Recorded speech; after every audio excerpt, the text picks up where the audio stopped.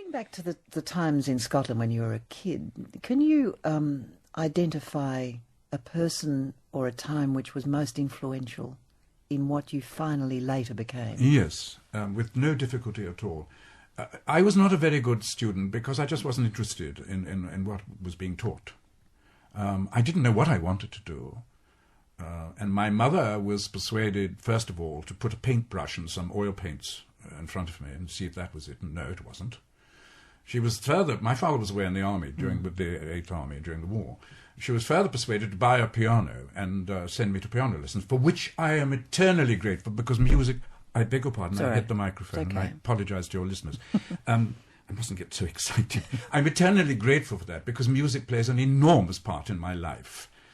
And but I was quite obviously not going to be concert pianist standard.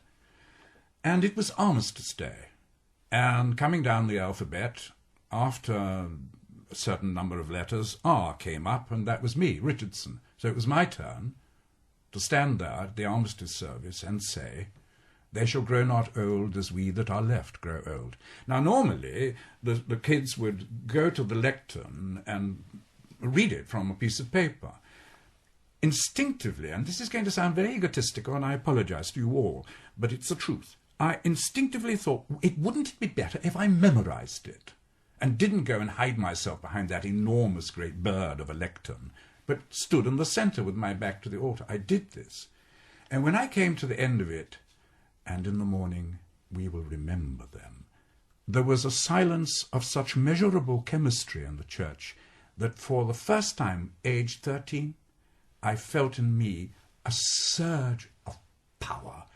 How you can control the emotions of an audience by simply believing in what you're saying and doing.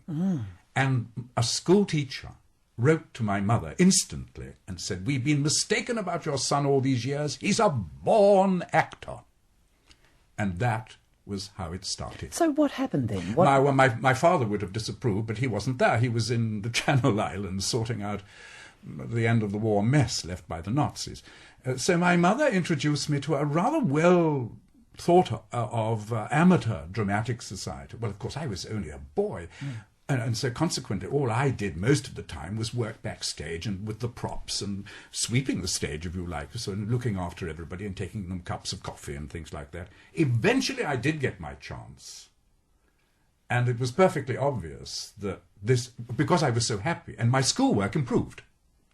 It was extraordinary. As soon as I'd found the metaphorical key to the equally metaphorical door and went through it and realized that when I was with theatre and theatre folk, I was an entirely different person. Yes. And so my schoolwork changed as a It's result. what it's all about. If you find the gift, isn't it? I mean, that's right. If you believe that every one of us has a gift, the greatest mystery is how to find the gift in the child. Absolutely. Or how to allow the child to find that gift themselves. That's even better, isn't it?